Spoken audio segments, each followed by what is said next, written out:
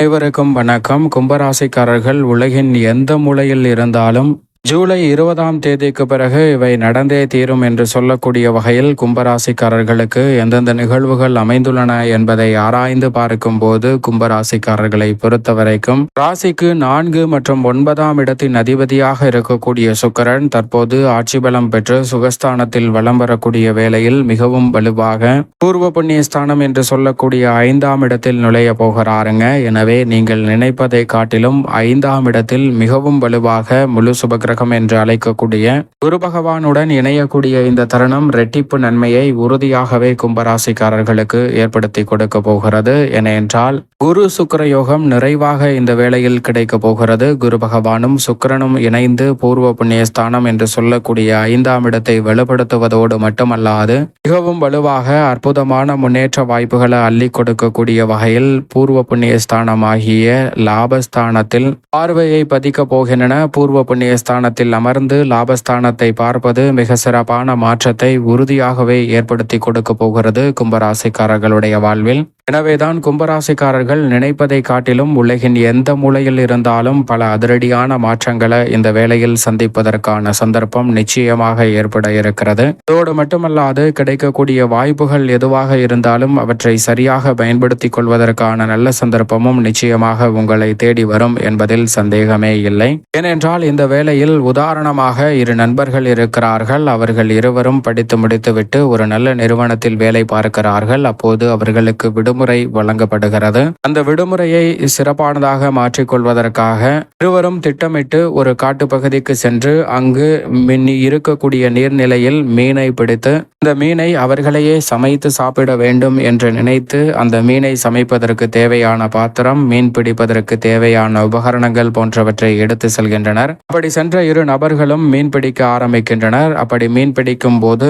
முதலில் இருவரும் முயற்சி செய்யும் போது இருவருக்குமே ஒரு சின்ன அளவிலான மீன் கிடைக்கிறது. இதை பார்த்தவுடன் முதலில் இருக்கக்கூடிய அந்த நபர் தான் எடுத்து வைத்திருக்கக்கூடிய அந்த சேகரிக்கும் பக்கெட்டில் அந்த சின்ன மீனை சேகரிக்கிறார். ஆனால் 2வது நபர் அதில் போடாமல் இது ரொம்பவும் சின்னதாக இருக்கிறது என்று எண்ணி அதே நீர்நிலையில் விட்டுவிடுகிறார். பிறகு இருவரும் 2வது முறை முயற்சி செய்யும் போது இருவருக்குமே நல்ல பெரிய அளவிலான மீன் கிடைக்கிறது. அப்படி பெரிய அளவிலான மீன் கிடைத்தவுடன் முதல் நபர் அதை தன்னுடைய பக்கெட்டில் சேகரிக்கிறார். 2ஆம் நபர் அதை பார்த்துவிட்டு இதுவும் சரிவராது என்று நீரில் விட்டு விடுகிறாருங்க.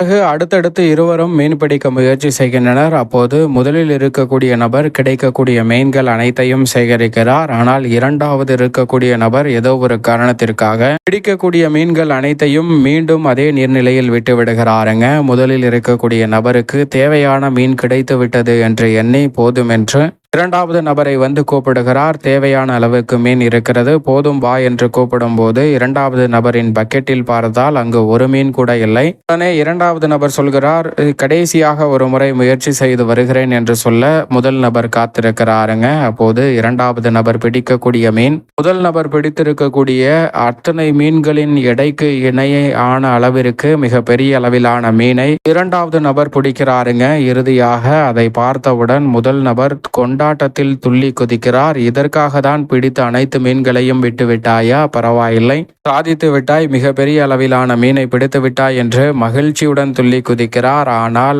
அந்த 2வது நபர் அந்த மீனையும் பார்த்துவிட்டு சரிவராது என்று சொல்லி அந்த மீனையும் அதே நீர்நிலையில் விட்டு விடுகிறாருங்க. இதை பார்த்தவுடன் முதல் நபர் பயங்கரமாக திட்டி தீர்க்கிறார். சின்ன சின்ன மீன்களை விட்டாய், பரவாயில்லை, இவ்வளவு பெரிய மீன் கிடைத்தும் அதை ஏன் விட்டாய் என்று அவரிடம் கேள்வி கேட்க அவர் சொல்லக்கூடிய பதில் இவரை ஆச்சரியத்தில் ஆழ்த்துகிறது. அது என்னவென்றால், நாம் சமைக்க உணவுக்காக பாத்திரத்தை எடுத்து வந்திருக்கிறோம் பார், அந்த பாத்திரத்தின் அளவையும் இந்த மீனின் அளவையும் பார், அந்த பாத்திரத்தின் அளவை விட இந்த மீன் பெரிதாக இருக்கிறது, அதனால்தான் இதை சமைக்க முடியாது என்று அதே நீர்நிலையில் விட்டுவிட்டேன் என்று சொல்கிறாருங்க. இதை கேட்டவுடன் பயங்கர கோபம் வந்து அவரை கண்ணா பின்னாவென்று திட்டுகிறார். திட்டி முடித்ததற்கு பிறகு நிதானமாகி அவரிடம் சொல்கிறார், நீ பிடித்த அதே மீனை அப்படியே சமைக்க போவதில்லை, அதை சிறு சிறு துண்டுகளாக மாற்றி அதில் இருக்க இருக்கக்கூடிய கழிவுகளை நீக்கி மசாலா சேர்த்து அதற்கு பிறகுதான் சமைக்க போகிறோம். அப்படி செய்யும் போது இந்த பாத்திரத்தின் அளவை விட அந்த மீனின் அளவு குறைவாக தான் இருக்கும் என்று சொல்கிறாருங்க.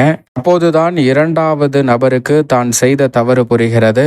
ஏனென்றால் இதுபோன்றுதான் கும்பராசிக்காரர்களும் தங்களுடைய வாழ்வில் நான் இவ்வளவு தகுதி பெற்றிருக்கிறேன், இவ்வளவு கல்வி அறிவு வைத்திருக்கிறேன், இவ்வளவு திறமை என்னிடம் இருக்கிறது, இதை மட்டும்தான் நான் செய்வேன் என்று சில நேரங்களில் சில வாய்ப்புகள் கிடைத்தாலும் அதை நாம் உதறி தள்ளிவிடுகிறோம். ஆனால் கிடைக்கக்கூடிய வாய்ப்புகளை சரியாக பயன்படுத்தி கொண்டால் மிக சிறப்பான மாற்றம் வரும் என்பதை உணர்ந்து கொள்வதில்லை என்பதும் தான் யதார்த்தமான உண்மையாக பார்க்கப்படுகிறது. சமீபத்தில் நாம் செய்தித்தாள்களில் பார்த்திருப்போம். அருகாமையில் இருக்கக்கூடிய கர்நாடக மாநிலத்தில் டாக்டராக வேண்டும் என்ற ஆர்வத்துடன் ஒரு மாணவி தேர்வு எழுதுகிறார். அந்த தேர்வில் அவர் தோல்வி அடைந்தவுடன் உடனே அவர் மனம் உடைந்து விடவில்லை. வேறொரு துறையில் தேர்வு செய்து படிக்க ஆரம்பிக்கிறாருங்க. ரோபாட்டிக்ஸ் துறையை தேர்வு செய்து படிக்க ஆரம்பித்த அந்த மாணவி அந்த துறையில் தன்னுடைய திறமையை வளர்த்து கொண்டு தற்போது உலகின் தலை சிறந்த நிறுவனம் என்று சொல்லக்கூடிய ரோல்ஸ் ராயல்ஸ் நிறுவனத்தில் பணியமர்த்தப்படுகிறார்.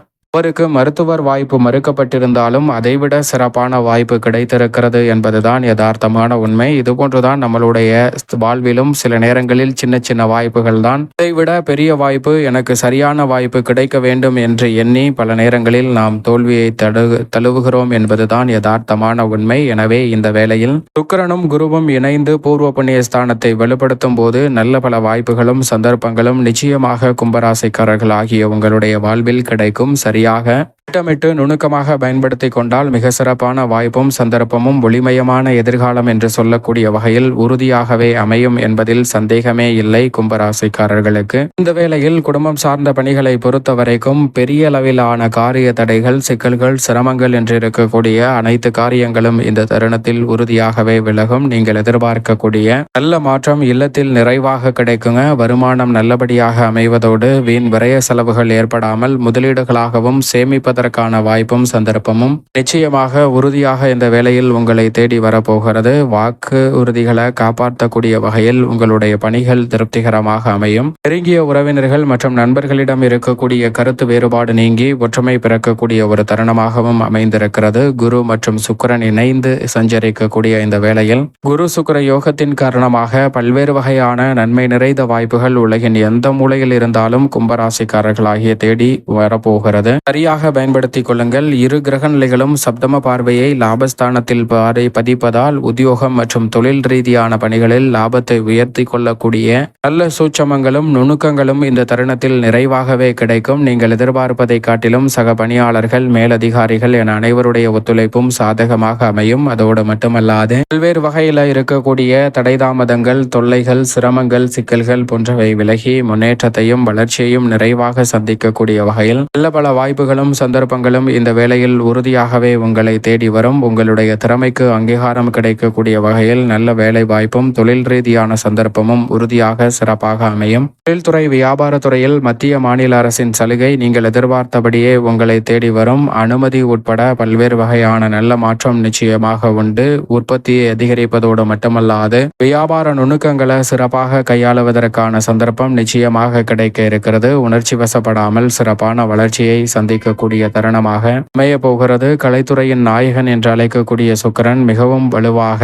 5ஆம் இடத்தில் சஞ்சரிப்பதால், இதிலும் குருவுடன் இணைந்து சஞ்சரிப்பதால் பல வகையில் நன்மை நிச்சயமாக உண்டு. சரியாக பயன்படுத்திக் கொள்ளுங்கள். கலைத்துறைக்கே உரித்தான போட்டி பொறாமை இருந்தாலும் கூட அவை அனைத்தையும் எளிதில் கடந்து வெற்றி பெறுவதற்கான நல்ல சந்தர்ப்பம் உறுதியாக கும்பராசிக்காரர்களுக்கு உண்டு. அரசியல் சார்ந்த பணிகளில் இருக்கக்கூடிய நெருக்கடிகள், சிரமங்கள் இந்த தருணத்தில் விலகும். வருகின்ற 2026 தேர்தலை மையமாக கொண்டு எதிர்பார்க்கக்கூடிய பொறுப்புகளும் பதவிகளும் இந்த தருணத்தில் உங்களை தேடி நிச்சயமாக வருகிறது. மாணவர்களின் கல்வியில் நல்ல முன்னேற்றமும் விவசாயம் சார்ந்த பணியில் வளர்ச்சியும் உண்டு. இந்த தருணத்தில் தசாபுத்திகள் வலுவாக இருப்பின் 7.5 சனியாக இருந்தாலும் புதிய விளைநிலம், வீடு வாங்கக்கூடிய யோகம் உண்டு. பெண்மணிகளின் நலனை பேணி காக்கக்கூடிய குரு சுக்கிரன் இரு கிரகநிலைகளும் 5இல் இணைந்திருப்பதால் பெண்மணிகளுக்கு அமோகமான யோகம் இந்த தருணத்தில் நிச்சயமாக உண்டு என்பதை திட்டவட்டமாக உறுதிப்படுத்துகின்றன.